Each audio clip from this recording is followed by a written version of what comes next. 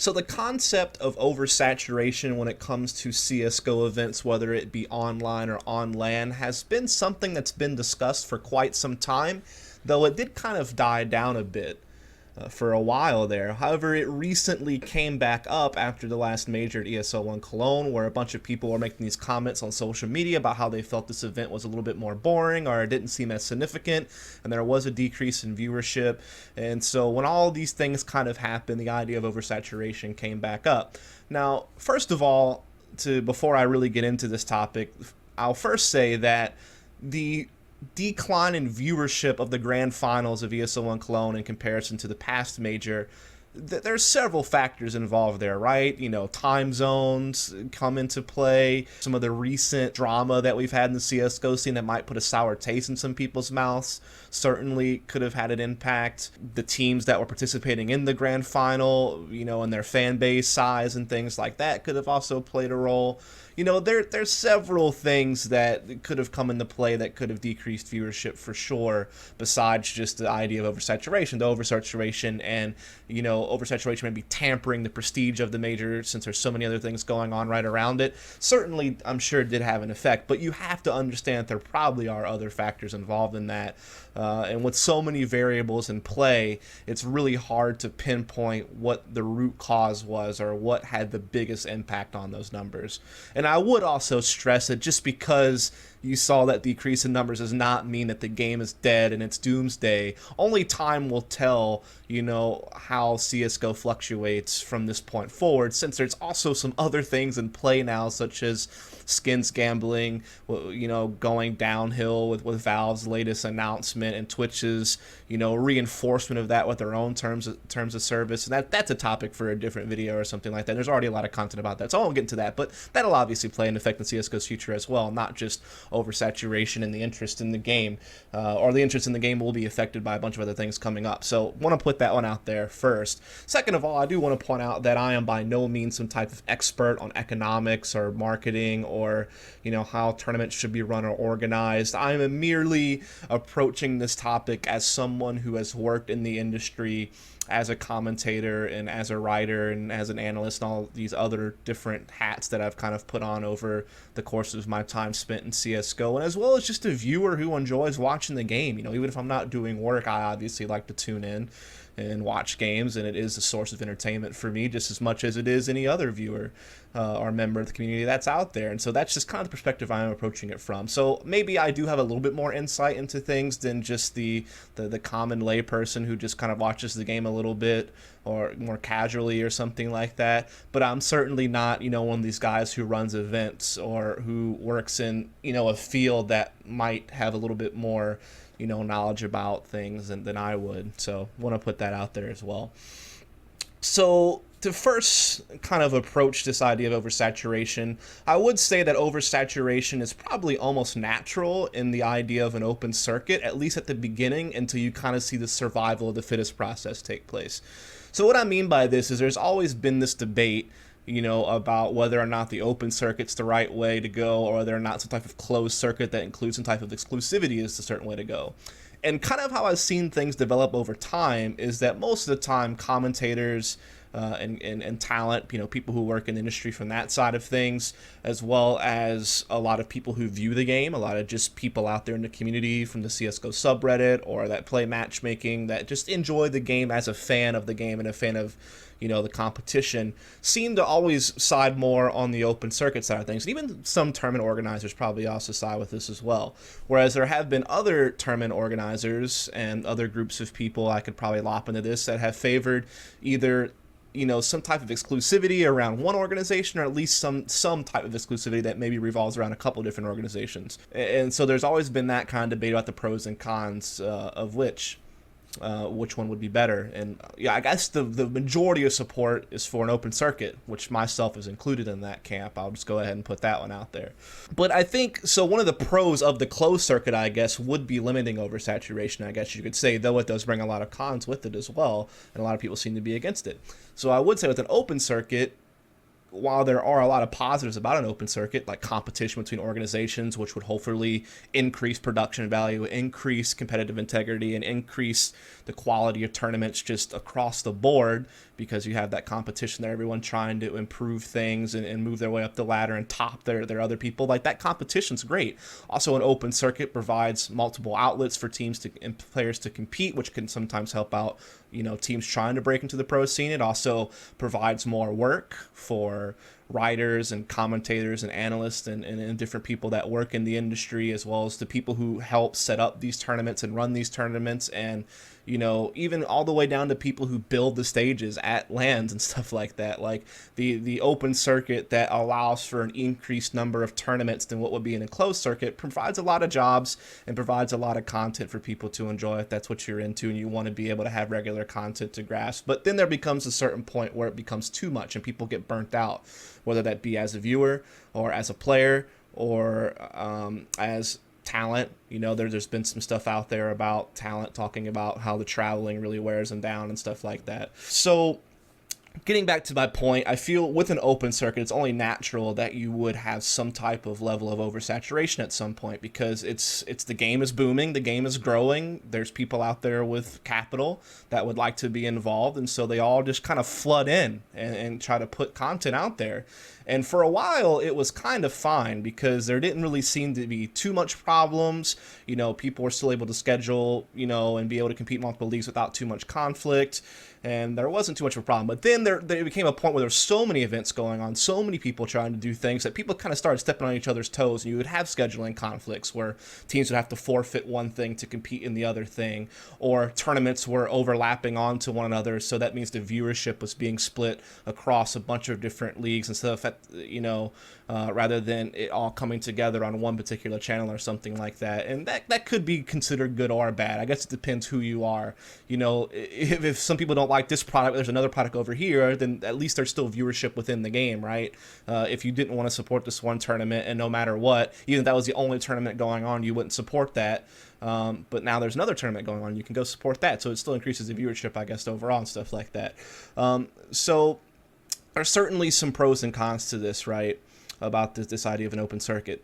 Now, I would say, and you've already begun to see this, by the way, though maybe people haven't taken too much notice of it yet, is that over time, as the competition goes and people keep raising the bar of production value or raising the bar of prize money, all this good stuff, eventually you do begin to whittle down the amount of tournament organizers that are involved in the circuit. You've already seen this with the company I used to work for, CEVO. If you didn't notice, they didn't have a pro league this last season of CEVO. And even ESL Pro League took a little bit of a break this current season to make room for things like E-League and ECS, but of course ESL is going to come back with the Pro League soon. So you've already kind of seen a little bit of this, where people have begun to take a little bit of a step back, or they're just completely out of the game right now. Like, some event organizers that did have pro teams participating in their events regularly now don't have any pro teams hardly participating in their events anymore, or a very small amount.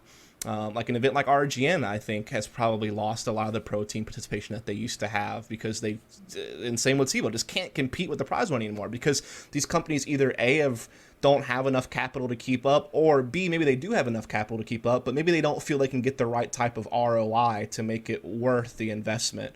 That's another thing to really take into consideration, because the thing is if a company wants to get an ROI on their product, you have to be able to give your sponsors, the people who you are selling ad space to, the people who are, because that's the primary way to make money, is ad revenue, really, right? Maybe I'm wrong. I'm not, like I said, I'm not an expert on this. It's kind of what I've pieced together from talking to people and being a part of the space. To be able to attract sponsors or get more money out of them, you have to be able to promise them an X amount of hours and an X amount of eyeballs that are going to be on their product. And so obviously the more hours you can produce means the better sell you can give to a sponsor, so to speak, the more value that you have to that particular sponsor if their logo or whatever you want to call it is going to be on screen for an X amount of hours, and the more hours, the more money maybe. And so that means doing a lot of online broadcasting, because that gets you a shit ton of hours. You know what I mean? Like, if you're only throwing a LAN event, and that costs a lot of money, the prize pool, the venue rental, the talent, the production, food, transportation. Now a lot of event organizers also pay for teams' flights and stuff like that. That's becoming like a norm now, where it didn't used to be that way in the past. A lot of orgs would actually pay for that themselves to get teams there. That's a high cost, and it's also a low amount of hours in comparison to the amount of hours you would get across an entire regular season that lasts for a few months.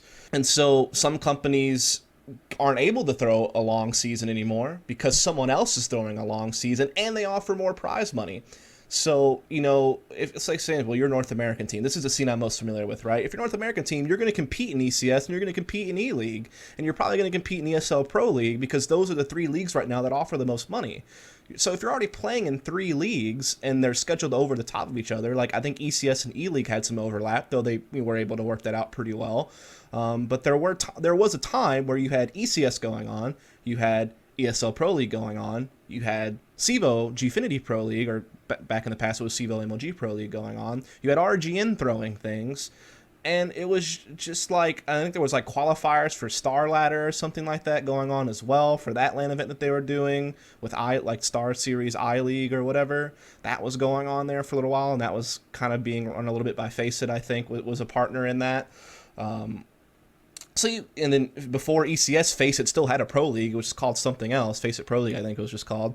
So you literally had like 5 or something leagues going on at the same time, and teams were beginning to figure out that they couldn't really do it all. And so they were having to forfeit matches, and it was affecting their ranking. It was affecting their ability to qualify for events, and they were having to pull out of stuff. So you did kind of hit that wall, because all these people were trying to throw content to get hours, to get ad revenue. I mean, that's just the bottom line. It's competition, right? And it started to get fierce when there was so much on the line and there was so much to be gained by being able to grab your chunk of the pie, so to speak. And it did lead to stepping on toes and stuff like that. So I'm just saying that's like the natural development of an open circuit, is that you're going to have a lot of competition. There's going to be some stepping on toes eventually. There's going to be a point where it gets to such a high volume that there's just no way to keep up with it anymore. If you're a team or a player, you can't possibly compete in it all. If you're a viewer, you can't possibly watch it all. If you're a caster or an analyst, you can't possibly research everything. You hit your limits. I got to a point where there's no way I could keep up with online stuff as an analyst trying to study teams. No way. I just had to focus on LANs at that point.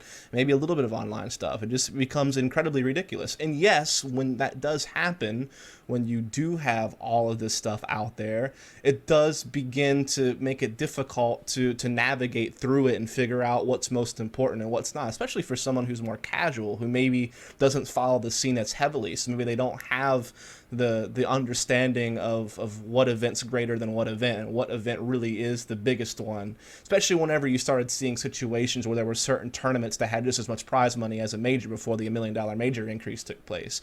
That could really blur the lines a little bit about the prestige of an event, especially if you're someone who doesn't follow the scene regularly, which when you're hitting 1.8 1.8 or 1.5 or whatever million viewers in the Grand Finals event, a lot of those people are probably not the same people who are part of the, few 100,000 that may watch a match earlier in the tournament. So that's several 100,000 people that don't follow the scene regularly that are watching Grand Finals of majors, that the lines become blurred on what's more prestigious than the other or something like that, right? So that does happen when you have too much going on. Now, granted, for heavier followers of the game, it's easy to understand that, okay, this DreamHack tournament that's worth 100K or whatever is more important than, a regular season match in the first couple of weeks of this online league. Like, obviously, we can tell that. But it does come to a point where, again, it becomes too much. And sorry, I'm kind of rambling here because I didn't necessarily outline this video in detail for me to follow, and I'm kind of on the fly coming up with new ideas as I'm talking, so please forgive me here, but hopefully we're gonna get somewhere here. So to get back to this though, I feel that we're already hitting a point where it's become survival of the fittest. I already mentioned there's some leagues that have dropped out, or some leagues that aren't happening as much anymore, and that's going to continue to happen, by the way. I believe when it's all said and done, you're probably only going to have 3 or 4 tournament organizers that really survive, and a lot of organizations are going to fall off. So I think that's one thing that's already begun to happen and will continue to happen, and that will probably naturally decrease the amount of online play and LAN play that you see, simply because some leagues are going to fall off. Some companies that used to throw LANs are going to start fading. Granted, there are some new organizations coming up that are beginning to throw LAN events, like Northern Arena in Canada announced some bigger events. They had done a smaller event in the past, but now they're doing a couple of 100K events here at the end of the year. So some new companies are coming in as companies are falling out. So maybe the number does stay roughly the same, but I feel like over time it's going to get to a point where we're gonna almost turn into like a semi-closed circuit, because people aren't going to be able to keep up prize money rise, because they're not going to be able to get the ROI to make it worth it. And so I think that's already going to happen naturally. Like the market's naturally going to move that way. And so I almost feel like oversaturation could be solved that way, even if we did nothing, just by the natural flow of the market. But maybe that's a naive way of seeing things. But that seems to be what's happening. I also think when it comes to burnout, I think that people just need to choose better on what they attend and what they participate in and what they decide to skip. Like, seriously, if you're a team, you don't have to compete in everything. You can pull out of some stuff. You can choose to skip things. We have seen that more often, by the way. We have seen teams passing up on tournaments and stuff like that, which is good. You should have to with the amount of tournaments that are out there, which is fine because I think that just means that, yeah, all the top teams won't be at every single event. But that means that when a major happens, that's when we get all the top teams together. So if you can have an event where only 3 or 4 top teams are there and like 3 or 4 newer teams are there, that's totally fine because eventually you are going to get all the top teams together in the major, and that will increase the value of the major if that happens. If the rest of the high tier tournaments with several $100,000 on the line only contain like 3 or 4 top teams and several other top teams skip on it, but then a tournament down the line, the original 3 or 4 teams that were at the previous tournament skip this next one, but then all the other top teams are in this one. You still get a bunch of top teams competing against each other, but now you see them less often. So the next time you see them, it's going to be better value. And then, like I said, then you get that big grouping of everyone at a major or something like that, which increases the stock of that, where you finally get to see all the top teams together in one place. So I actually quite like that idea if teams will just kind of be more strategic on what tournaments they attend. Now, obviously, there's a problem with this because tournament organizers want all the top teams because that does increase their viewership. It does increase their ROI because now they're able to get more eyeballs and more ad revenue. So there is kind of an issue there, right? It's not as simple as I'm putting it out there. It's also teams and players probably want access to more prize money, which means you got to compete in more leagues to get that. So there's that aspect there as well. But I think that maybe you could hope to find some happy balance there where teams and players do begin to be a little bit more smart about what tournaments they attend. This goes for casters and talent as well, by the way. And I know this is going to sound extremely fucking biased because this would open up opportunities for myself, which is why I like an open circuit, because it offers opportunities for more jobs. I mentioned that earlier. That means me too. So I am biased. I will put that one out there, guys. Like, guys and girls, I'm open here. Open circuit increases jobs, and I'm one of those people that might have better opportunities with an open circuit. And I think that casters talk about burnout. Well, maybe you skip some events if you can afford to. Like, let's be real. Depending on your pay rate and how many events you get, maybe you do have to take events to make ends meet and pay the bills. Like me, I could never turn down an event because I don't get very many of them, and I do have bills to pay, right? But I would say maybe if you're now, like, I think some commentators are really starting to get into a comfortable position now, and analysts as well. Like, I guess I'll just call it broadcast talent. I think there's certain people that are members of the broadcast talent team that are starting to hit a comfortable level. And so that means in the future, maybe they can start skipping out of events. It is hard, though, because there's always such a demand for those people. People want those people at every single tournament. If they're not there, they get upset about it, and that actually maybe even starts to pull eyeballs away from certain tournaments because of that, which is a shame because I think we have a lot of talent in the scene. Whether you want to include me in there or not is whatever. I think we do have a lot of broadcast talent in CSGO, enough to where if certain people skip out on certain events, you can still have a pretty good amount of broadcast talent at that same event, even if a lot of people pulled out or skipped it. So I think that if talent really is beginning to get burned out and really is missing their families and really feels like they're working too much, then we need to find a way to, okay, maybe you skip a couple events, and that gives you time to rest. It gives you time to be refreshed. And it opens up opportunities for other talent that maybe don't get as much work. So I think it kind of works there as well. So that would be something else to really think about. I think that's kind of all I want to say about that.